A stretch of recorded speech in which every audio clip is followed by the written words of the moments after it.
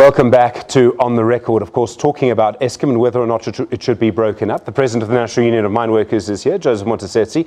He appears to be opposing a breakup and certainly opposes job losses. Ted Blom is an energy expert who argues that a radical restructuring of Eskom is necessary. Before we return to our debate, let's have another listen now to what Pravin Gordhan, the Minister of Public Enterprises, said in Parliament today about this issue.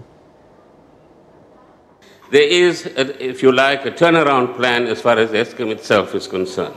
The first element is what the President has announced, and that is the creation of the three entities. And in the first instance, which is actually articulated very clearly in this annexure to the budget review that was published yesterday, and that is the creation of the transmission entity, so that we can now begin the separation process of the three entities that will constitute Eskom of the future. Of course, in that process, we have to ensure that as we progress, we consult labor and we consult, as I will point out in a moment, all the other important stakeholders that have some connection with Eskom in one way or another. As far as the finances of Eskom is concerned, the first answer is the 23 billion rands a year that the Minister of Finance has set aside. The second answer depends upon NERSA and the manner in which it manages and responds to the MYPD application of Eskom for a 15% increase. So anything between inflation and that number is a number that I think Eskom will have to live with and work with and take into account. The third element is to cut costs within Eskom, and in particular the kind of wastage that might be going and is going on in the organization, whether it is in relation to coal, and I'll come back to that point.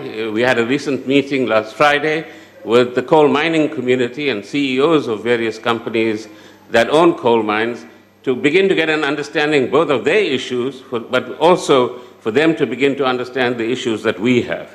Second, the cost of maintenance, which is on the one hand extravagant, if you like, but on the other hand doesn't give us the quality of maintenance that is actually required, as a result of which we have the continuous unanticipated breakdowns that we have. Pravin Gordhan speaking in the National Assembly today. We return to our debate about Eskom and whether it should be broken up. Joseph Montessetsi, President of the National Union of Mine Workers. Let me put the argument as crisply as I can so that you have a chance to respond. The argument against you goes like this, that Eskom's job is to create electricity. Its job is not to create jobs. So it must create electricity at the cheapest possible price. That if you do that, you'll grow the economy and in fact there'll be more jobs for everyone. That's the argument. Why should they not fire workers in that? Eskom's business is to produce electricity. And then the job of the trade union is to protect workers' jobs. So that we stand. We cannot say, no, this entity is made to produce electricity, therefore it must fire people. You know, we need a way of making Eskom profitable. How to make it profitable? Eskom, easily so, it can take coal mines, own coal mines, and sell coal to African countries and Asia. I mean, Egypt has recently completed a massive power station of coal, and it needs coal. So what is the problem with Eskom owning those? I mean, there are a lot of coal mines in Mpumalanga. Some of them are not even working because of Eskom again, because those mines were run by Tlenco as a credible company. So they did not want to raise rates of Tlenco because they wanted to put in their friends in those mines. Now, the mines today, as we are speaking, they are liquidated. Workers got 4 months without pay. So it's Eskom that has created the problem. So Eskom is a problem. So if you so shouldn't we change it? Eskom is a major problem, but the management and the board of Eskom. Yeah. Okay. Ted, are we not maybe going all about this the wrong way? And in fact, we're all looking at downsizing, restructuring, breaking up Eskom.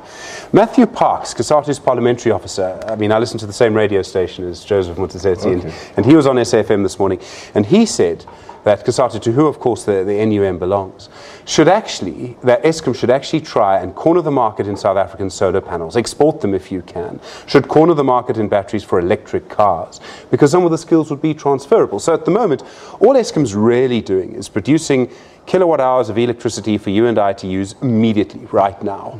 And in fact, what it should be doing is moving to other ends of the electricity market. No, and that's absolutely possible. I mean, that's one of the options to expand the electricity market, because the current electricity market is not growing.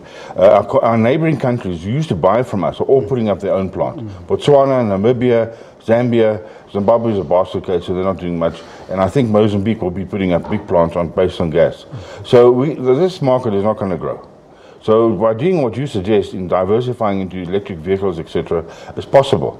But nothing is possible with a corrupt organization. Nobody wants to touch it. Nobody wants to put a penny into it.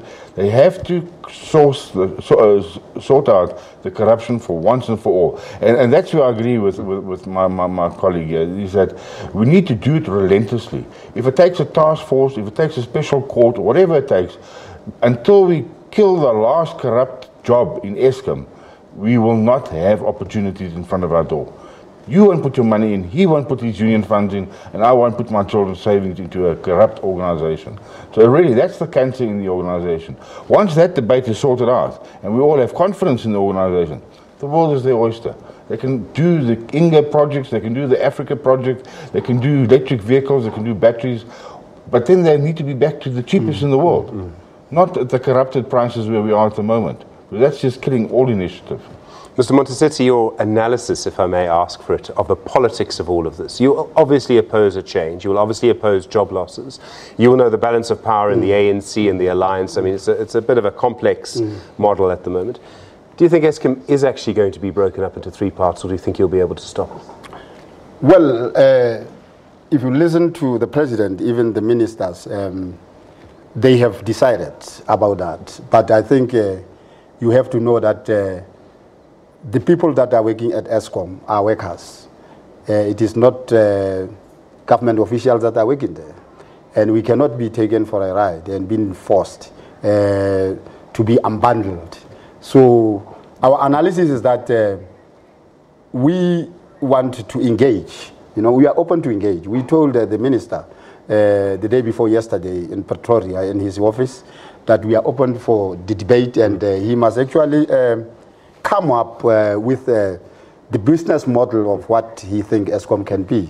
And we are not going to accept anything that will result in job losses for our members. Joseph Monteseti, sir, thank you very much indeed for coming in. The President of the National Union of Mine Workers, Ted Blom, good to see you. Thank you very much indeed. That was On the Record for this week. You're with The Full View.